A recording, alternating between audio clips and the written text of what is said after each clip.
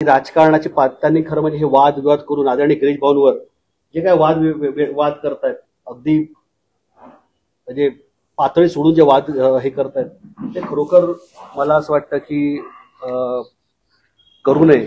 कारण त्यामुळे शेवटी वातावरण खराब होतं, कुठेतरी कटुता जी आहे ती वाढतच जाते आणि ह्याच्या माध्यमातून कुठेतरी जिल्ह्याचं वातावरण खराब होतं आणि विकासाला हे होतं. आपण पाहिलं असेल शेळगाव सारखा चांगला प्रकल्प आदरणीय गिरीश भाऊंच्या माध्यमातून पूर्ण होतोय. आपण पाहिलं असेल मेगा रिचार्ज का तापी रावेरचा तापी रिचार्ज मेगा रिचार्ज प्रकल्प आहे जो स्वर्गाचे हरिभाऊंच्या याच्यातला स्वप्न आहे. तो त्या मेगा रिचार्ज प्रकल्पाचा अग्रीमेंट 2 स्टेट मधला तो अग्रीमेंट त्याच्यामध्ये सही झालेली आहे. अशा खूप चांगल्या प्रकारे काम सुरू आहेत. अगदी आपण बघितलं असेल तर घोडगाव पाटळशाला 5 कोटी रुपयाचं अत्यंत काम मोठं चांगलं काम सुरू आहे. PMGSY CMGSYच्या माध्यमातून खूप मागच्या खूप कामं झाली आहेत. अनेक पर्यटन स्थळांना त्यांच्या माध्यमातून निधी दिला गेलाय. अजूनही आम्ही जरी मी नवीन असलो तरी पुढच्या विकसित महाराष्ट्राच्या दृष्टीने आम्ही आदरणीय देवेंद्रजी नेतृत्वात काम करतोय आणि कुठेतरी हे भरकवण्याचा प्रयत्न चाललाय की काय असं मला वाटतं. माझे बाबा आहेत स्वर्गाचे हरिभाऊ, आपण माहिती त्यांना काय काय त्रास झालाय त्याबद्दल मला फारसं बोलण्याची गरज नाही.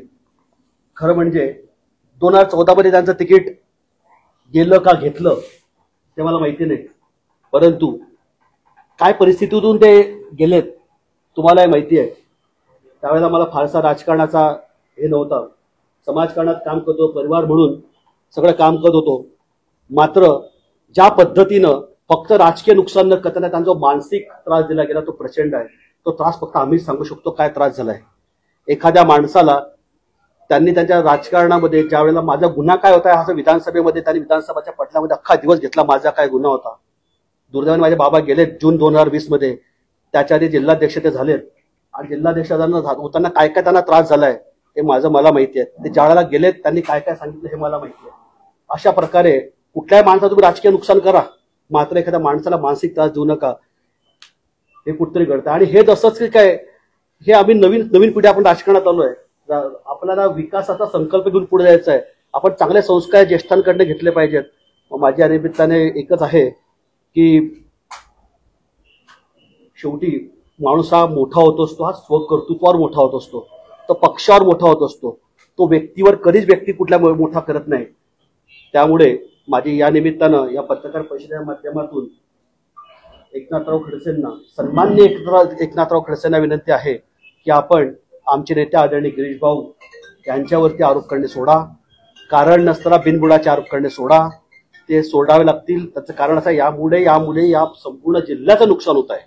या जिल्ह्याच्या विकासाला कुठेतरी बाधा होणार आहे हे माझं सबमिशन आहे आणि यासाठी मी बोलणार आहे. अजून बरेच विषय आहेत की टप्प्याटप्प्याने मी बोलणार आहे.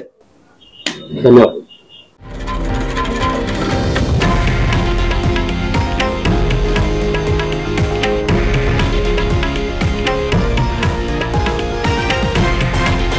हे आहे देशातील नंबर 1 न्यूज नेटवर्क आणि आपण पाहत आहात TV9 मराठी, एकमेव.